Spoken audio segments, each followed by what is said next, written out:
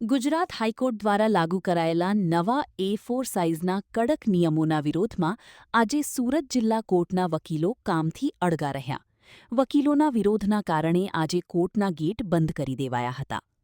ગુજરાત હાઈકોર્ટે તાજેતરમાં એક પરિપત્ર જાહેર કરીને કોર્ટમાં રજૂ થતી તમામ અરજીઓ માટે A4 સાઇઝના પેપરનો ઉપયોગ, ફિક્સ ફોન્ટ, નિયત જગ્યા છોડવી અને હાથેથી લખેલી અરજીનો અસ્વીકાર જેવા નિયમો ફરજિયાત કર્યા છે.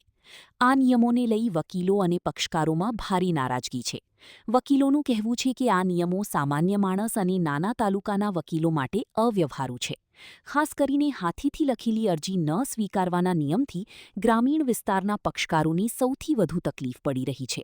સુરત જિલ્લાના તમામ વકીલો આજે અહીંયા સુરતની કોર્ટ ખાતે અહીંયા હડતાલમાં જોડાયા છે.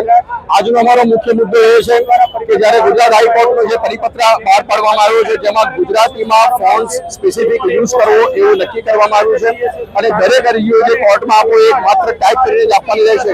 સામાન્ય જે પ્રોસિડિંગ્સ ચાલી રહ્યા છે એ પ્રોસિડિંગ્સમાં દરેક અરજીઓ ટાઈપ કરવી એ મુશ્કેલ છે કારણ કે કોર્ટમાં નાના નાના પ્રોસિડિંગ્સ ચાલતા હોય છે. એમ છતાં પણ ગુજરાતીમાં સ્પેસિફિક ફોન્ટ્સ અને દરેક અરજીઓ ટાઈપ કરીને જ આપવી એવી જે પરિપત્ર છે પરિપત્ર ખરેખર ખોટો છે અને રદ કરાવવા માટે આજે અમે સૌ વકીલ મિત્રો એકત્રિત થયા છે.